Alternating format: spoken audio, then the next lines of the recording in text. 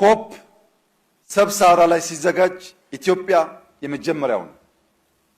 በሚቀጥለው ዓመት በ2027 በፈረንጆች ኖቬምበር ዲሴምበር አካባቢ በኢትዮጵያ ውስጥ ከ70 እስከ 80 ሺህ የሚጠበቁ የዓለም እንግዶች ይመጣሉ።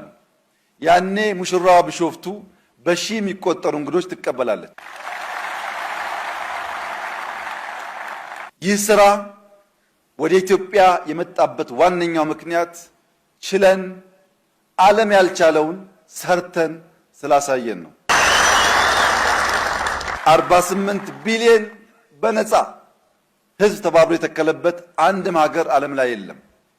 ታላቅ ታሪክ ነው። ዘንድሮ ከ8 ቢሊዮን በላይ እንተክላለን።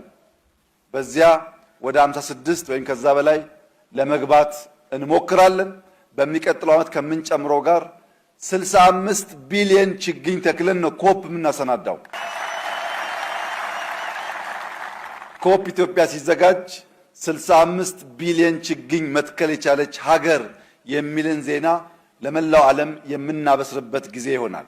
ይህ እንዲሳካ ተመራቂዎች፣ ሙሽሮች፣ በማንኛውም ሁኔታ የምንሰባሰብ ሰዎች፣ ወጣቶች፣ ሴቶች፣ አዛውንቶች፣ ታዳጊዎች ችግኝ መትከል የስራችን አካል መሆኑን ችግኝ መትከል ለልጆቻችን አንድ ቁም ነገር ማቆየት መሆኑን አምነን በሚደረጉ እንቅስቃሴዎች ወደን ፈቅደን ጠዋት ማታ ቀን ሳንል በርብርብ እንድንተክል፣ ስብሰባዎች ችግኝ ሳንተክል እንዳንጀምር፣ ቸርች መስጊድ የምንሄድ ሰዎች ችግኝ ሳንተክል እንዳንጀምር፣ ችግኝ ስንተክል ተፈጥሮን ስንንከባከብ መንከባከብ የሚገባን ምድር ስንንከባከብ ጸሎቱ ይደመጣል።